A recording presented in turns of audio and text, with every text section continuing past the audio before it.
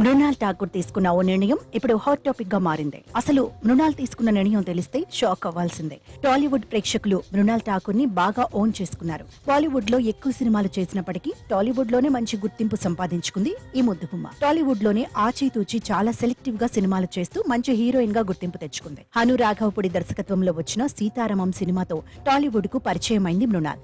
ఈ సినిమాలో సీతా మహాలక్ష్మి పాత్రలో తనదైన శైలిలో నటించి ప్రేక్షకులను ఆకట్టుకుంది.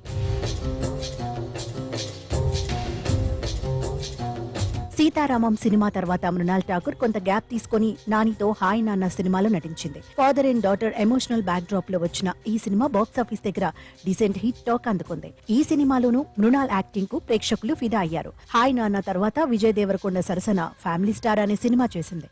ఈ సినిమా ఆశించిన స్థాయిలో ప్రేక్షకులను ఆకట్టుకోలేకపోయింది. అయినా మృణాల్ నటనకు మంచి ప్రశంసలు దక్కాయి. ఇక తాజాగా మృణాల్ కు సంబంధించి ఓ క్రేజీ న్యూస్ సోషల్ మీడియాలో వినిపిస్తోంది.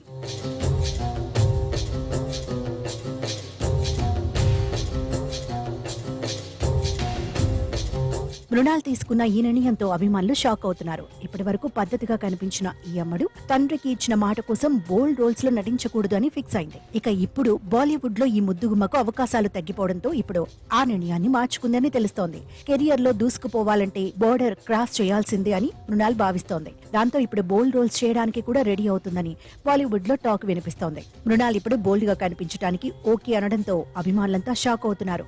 మరి ఈ బ్యూటీ తీసుకున్న నిర్ణయంతో అవకాశాలు పెరుగుతాయో లేదో చూడాలి.